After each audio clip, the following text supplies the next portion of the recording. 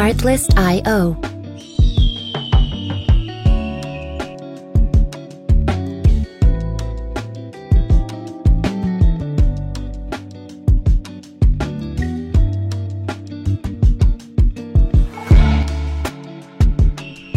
Salut à tous, je m'appelle Fatou Diagne, présentatrice à Sow Actu. Aujourd'hui, nous sommes dans l'émission sur jeunesse avec notre invité du jour, M. Farid. Assalamu alaikum, M. Farid. Dalal ak jàmm. Maaleykum salam. Ça va, alhamdulillah. Moi, c'est le coach Farid. Je suis coach spécialiste en développement personnel et en programmation neurolinguistique, formateur aussi. Alors, je suis très ravi de faire partie de votre émission Sonou Jeunesse. Merci. Notre thème du jour, c'est l'immigration des jeunes. Monsieur Farid, quelles sont les raisons qui poussent les jeunes à l'immigration? Ok. Quelles sont les raisons qui poussent les jeunes à l'immigration? Aujourd'hui, beaucoup de jeunes émigrent vers l'Occident et autres parce que il y a d'abord le problème de l'employabilité et les conditions de vie. Voilà ce qui pousse les gens à émigrer, à fuir l'Afrique, si je peux même dire ça comme ça. Beaucoup de personnes aujourd'hui fuient l'Afrique parce que les conditions de travail ne sont pas appropriées, les conditions d'école ne sont pas appropriées, les conditions de vie ne sont pas appropriées. C'est pourquoi beaucoup de jeunes aujourd'hui préfèrent fuir. Quelles sont les conséquences de l'immigration africaine? Je dirais qu'il y a beaucoup de conséquences concernant l'immigration en Afrique. Il y en a plusieurs, parmi lesquelles la mort. C'est la première des choses. Beaucoup de personnes qu'on voit aujourd'hui qui émigrent finissent par mourir. Je ne dis pas que c'est tout le monde. La plupart finissent par mourir. D'autres, par contre, qu'est-ce qui se passe? D'autres, par contre, ils se font arrêter dans les frontières. Et après, c'est la prison. D'autres, après, c'est parfois le banditisme.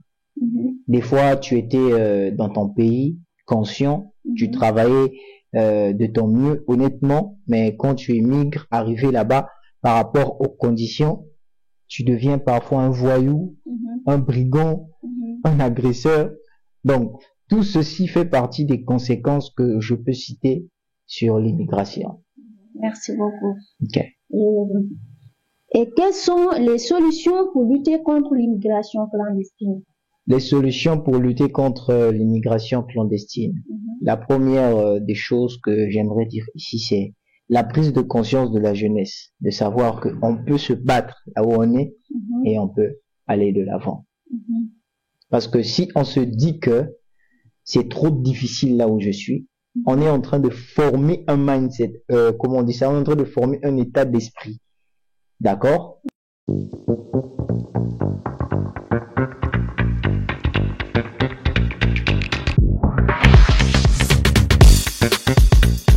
Artlist.io.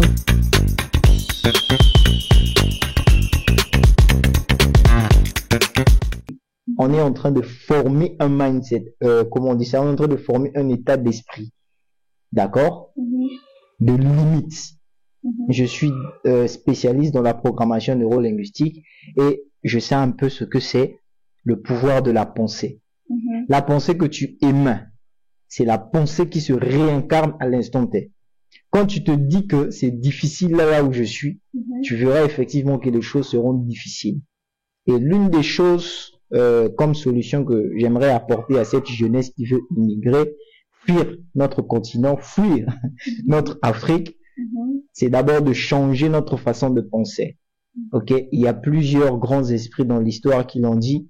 Lorsqu'on change notre façon de penser, on change aussi notre vie. Ça, c'est la première des choses comme solution. La deuxième des choses à faire, c'est choisir son entourage. Choisir son entourage. Beaucoup de personnes aujourd'hui immigrent parce que leur entourage n'est pas approprié. Est-ce qu'on se fait comprendre? Beaucoup de personnes immigrent parce que dans leur entourage, il y a une limitation. Est-ce que vous comprenez? Et des fois, on fait certaines choses parce que notre entourage nous pousse à le faire. C'est pourquoi, lorsque on veut demeurer en Afrique, lorsqu'on veut être pionnier, peut-être, dans un domaine en Afrique, lorsqu'on veut bâtir l'Afrique, il faudrait qu'on apprenne à s'entourer aussi des personnes qui ont un état d'esprit de bâtisseur. Donc, c'était ça la deuxième des choses que je voulais apporter, c'est l'entourage. L'entourage joue un rôle très important. La troisième des choses que j'aimerais apporter comme solution, les jeunes doivent arrêter de se complexer. D'accord? Les jeunes doivent arrêter de se complexer. Je connais beaucoup de personnes aujourd'hui en Europe qui sont aisées, mais attendez, vous ne savez pas comment est-ce qu'ils ont fait pour arriver là. D'autres même permettez-moi d'utiliser ce terme, YouTube risque de nous censurer si on essaie de dire ça. Ils deviennent la femme d'un autre homme. Est-ce que vous comprenez un peu? J'en connais beaucoup qui roulent carrosse, qui roulent dans des belles voitures, mais qui deviennent... Est-ce que vous comprenez un peu? Alors que, bon, j'évite de dire ces termes parce qu'on risque de nous censurer. Ok? Donc, c'est juste pour dire que cette jeunesse pense que le futur, c'est ailleurs. Mais alors qu'on peut bâtir notre futur là où nous sommes, en Afrique. Et le tout commence par l'état d'esprit. Les paroles que tu dis. Ok? En passant, j'ai créé un programme de changer sa vie en 15 jours qui sera diffusé très bientôt. C'est un programme de développement personnel et de programmation neurolinguistique. Je parle au fait de pourquoi certaines personnes n'arrivent pas à atteindre l'excellence. Est-ce que vous comprenez? On peut atteindre l'excellence en partant de zéro. Mais c'est dans l'état d'esprit. C'est bon. Et la deuxième des choses que je mentionnais tout à l'heure, je parlais de l'entourage. L'entourage est très important. Choisir son entourage. Vous voyez, parfois, on ne reconnaît pas notre valeur parce qu'on est dans le mauvais entourage. Est-ce que vous voyez? Vous reconnaissez la valeur de quelque chose lorsque vous êtes dans un entourage où la chose coûte très cher. Vous dites, ah, mais là-bas, on oublie ça, mais ici, c'est très important. Pourquoi? Parce que c'est l'entourage qui est ce mot différent. Est-ce que vous comprenez? Allez-y dans une boutique où il y a un désert à côté. Je dis ce mot comme ça. Si vous allez par exemple en Égypte, vous trouvez une boutique à côté du désert. Demandez le prix de l'eau. On va vous dire c'est combien. Alors que quelque part dans la ville, c'est moins coûteux que ça. Donc l'environnement que tu as forge non seulement ton état d'esprit, mais aussi ta conception des choses. Beaucoup de personnes immigrent parce que ils ne veulent pas se choisir des bonnes personnes. Voilà, c'est un peu ça. Merci beaucoup, M. Farid. Et ma dernière question, c'est un mot pour cette jeunesse face à l'immigration. Ok. Un mot pour cette jeunesse face à l'immigration. S'il faut que je donne mon point de vue en tant que jeune par rapport à l'immigration, l'immigration est une chose parfois forcée pour d'autres personnes parce qu'on veut aller se chercher pour aider la famille, pour aider les proches, pour aider les amis. Ok? Pour certaines personnes aussi, l'immigration c'est quelque chose qui se fait par suivisme. Parce que mon ami est aux États-Unis, mon ami est là-bas, je dois me faire de telle sorte de le rejoindre. Parce que lui, peut-être.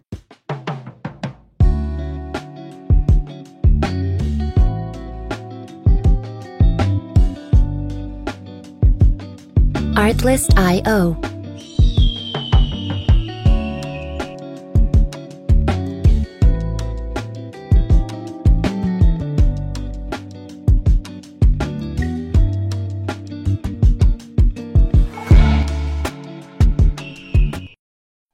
Parce que mon ami est aux États-Unis, mon ami est là-bas, je dois me faire de telle sorte de le rejoindre. Parce que lui, peut-être, il est en train de manger beaucoup d'argent là-bas, donc moi aussi je dois partir là-bas pour avoir l'argent. En fait, j'ai envie de choquer quelqu'un pour dire que l'argent ne se trouve pas dans un pays, mais l'argent se trouve dans l'esprit. Vous voyez Bill Gates. Bill Gates, si on l'emmène partout, il aura de l'argent. Pourquoi? Parce qu'il a bâti d'abord l'argent dans sa tête. D'accord? Quelqu'un qui a eu à bâtir un empire, ou même pas un empire, mais quelqu'un qui s'est positionné dans la société, si on l'emmène n'importe où, il saura comment se faire de l'argent. Pourquoi? Parce que l'argent, c'est ici. L'argent, c'est dans l'esprit, c'est dans le mindset, comme disent les anglophones. D'accord? Et l'argent réside aussi dans le temps. Aujourd'hui, beaucoup de personnes veulent avoir l'argent, mais ne savent pas donner du temps dans l'investissement personnel. C'est bon? Beaucoup de personnes immigrent parce qu'ils ne veulent pas investir personnellement. L'investissement, ça prend du temps. Et l'investissement, ça coûte cher. Tu dois acheter des livres, tu dois apprendre, tu dois chercher à aller auprès de certaines personnes pour apprendre. Moi, par exemple, lorsque j'apprenais quelque chose là qu'on appelle infographie, d'accord? Des fois, je quittais chez moi. Je partais chez quelqu'un pour dormir seulement là-bas, pour apprendre ne fût-ce que 2 trucs, 3 trucs. Avant que je ne me fasse inscrire dans une académie que je tais le nom ici. D'accord? Je partais chez un ami, je dormais même chez lui là-bas. On dormait à même le sol des fois. On passait des nuits blanches. Mais aujourd'hui, je suis un graphic designer senior. D'accord? En toute humilité, je fais du motion design, je fais tout ça, mais les gens ne voient pas le parcours. D'accord? J'ai dormi à terre avec mon ami. Il était là en train de m'apprendre comment est-ce qu'on fait ça et tout. J'ai dit non, après il faut que je me fasse former pour avoir un certificat. Est-ce que vous voyez un peu? Donc beaucoup de personnes immigrent parce que d'abord, de leur côté aussi, ils ne veulent pas payer le prix. Ils veulent que les choses soient faciles. D'accord? Même en Europe aussi, les choses ne sont pas faciles. Je connais des gens en Afrique qui vivaient bien, mais arrivés en Europe, ils sont devenus des phaseurs. C'est comme ça qu'on dit ça dans notre langue. Des gens qui dorment dans la rue, sans abri. Est-ce que vous voyez un peu? Donc, un mot pour cette jeunesse, rester en Afrique, c'est très important. Nous pouvons bâtir notre continent. Nous sommes dans notre programme de Sunu Jeunesse et on veut vraiment aider cette jeunesse à rester en Afrique, travailler en Afrique. C'est possible de réussir en Afrique. L'argent se trouve dans l'esprit. Plus on a l'argent dans l'esprit, plus il y a des opportunités qui se font voir. Voilà un peu ce que je pouvais dire à cette jeunesse. Restons en Afrique, travaillons en Afrique, développons notre continent, parce que ce n'est pas les Occidentaux qui viendront pour développer notre continent.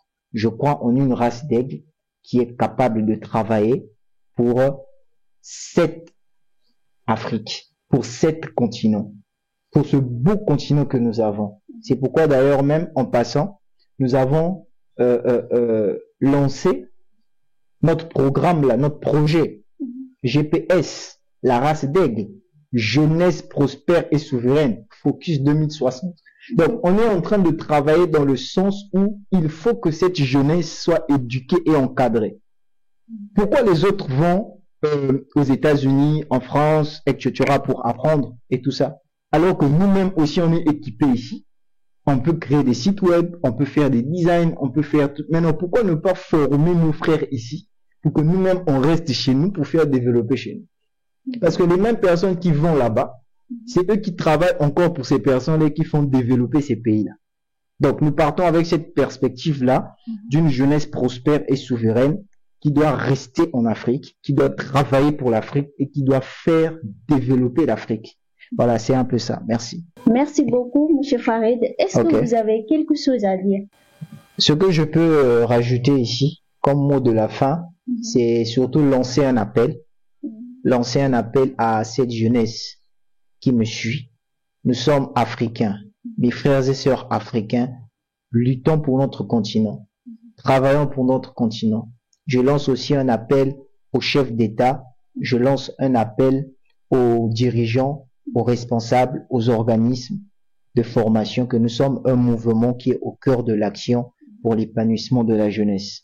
Nous organisons des conférences, nous organisons des masterclass, nous organisons des activités éducatives dans le but d'aider cette jeunesse à comprendre cette lourde tâche qu'on a. Donc pour toutes les personnes qui veulent nous rejoindre, vous pouvez simplement contacter les numéros qui s'affichent là dans la barre de description et le mail qui est là pour avoir plus d'informations.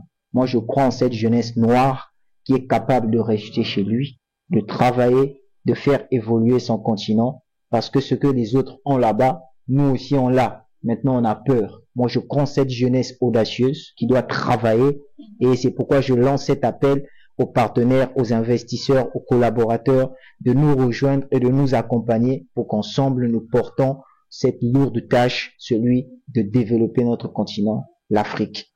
Merci. Merci beaucoup.